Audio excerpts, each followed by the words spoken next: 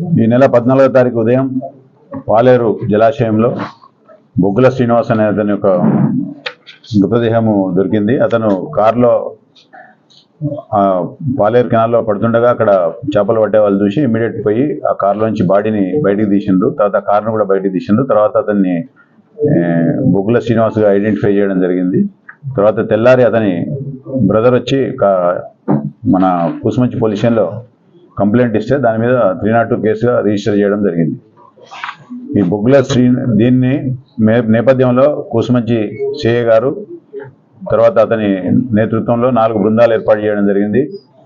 SI Kusumanchi, SI Tirumalayapalem Jagadish, దివ్య, తర్వాత సంతోష్, ఈ నలుగురితో 4 టీమ్స్ దర్యాప్తు బృందాలు చేసి దర్యాప్తు చేపట్టగా దీంట్లో మనకు ఇతనితో పాటు సిల్వర్ జూబ్లీ, ఇతని బొగ్గుల శ్రీనివాస్ది సిల్వర్ జూబ్లీ కాలేజు కర్నూలు జిల్లా, అక్కడనే ఇతనితో పాటు చదువుకున్నటువంటి వేణుమాధవ రెడ్డి అని చెప్పి తన జూనియర్ సేమ్ కాలేజీలో చదువుకున్నారు. వీళ్ళిద్దరు కూడా బిజినెస్ పార్ట్నర్స్. అంటే ఇతని బొగ్గుల శ్రీనివాస్ ఒకటి బొగ్గుల బీబీక్యూ అనే ఒక ఫర్మ్ ఓపెన్ చేయడం జరిగింది. ఆల్రెడీ వేణుమాధవ రెడ్డికి మేకా ప్రాజెక్ట్స్ అని చెప్పి ఒక ఫర్మ్ ఉంది. ఇతను ఆల్రెడీ సోలార్ ప్యానల్స్ బిజినెస్ చేస్తాడు. దీంట్లో భాగంగా జిఎస్టీలో ఈ షెల్ కంపెనీ అంటే బొగ్గుల శ్రీనివాస్ ఒక షెల్ కంపెనీ ఏర్పాటు చేసిండు. దాంట్లో ఈ ట్రాన్సాక్షన్ చేసిన తర్వాత జిఎస్టీ దాదాపు ఒక 90 లక్షల రూపాయలు లాభం వచ్చింది. దానికి ఈ 90 లక్షల రూపాయల లాభాన్ని పంచుకోవడంలో అంటే బొగ్గుల శ్రీనివాస్కు ఇవ్వలేదు ఇతను.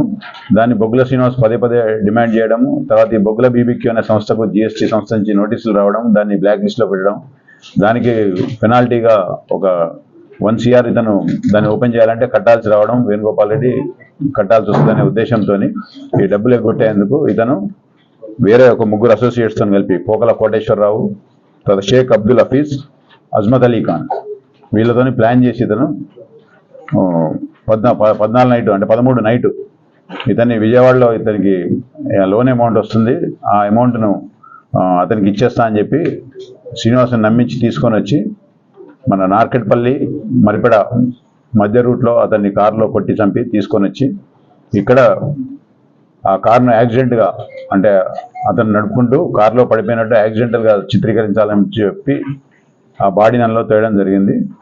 దాన్ని కూసుమంచి సిఐ గారు మా దర్యాప్తు బృందము దాన్ని సమర్థవంతంగా దర్యాప్తు చేసి 4 నేరస్తులను కూడా అరెస్ట్ చేసి రిమాండ్కు పంపనైనది. ఫర్దర్ ఇన్వెస్టిగేషన్ కూడా ఇంకా పెండింగ్ ఉంది.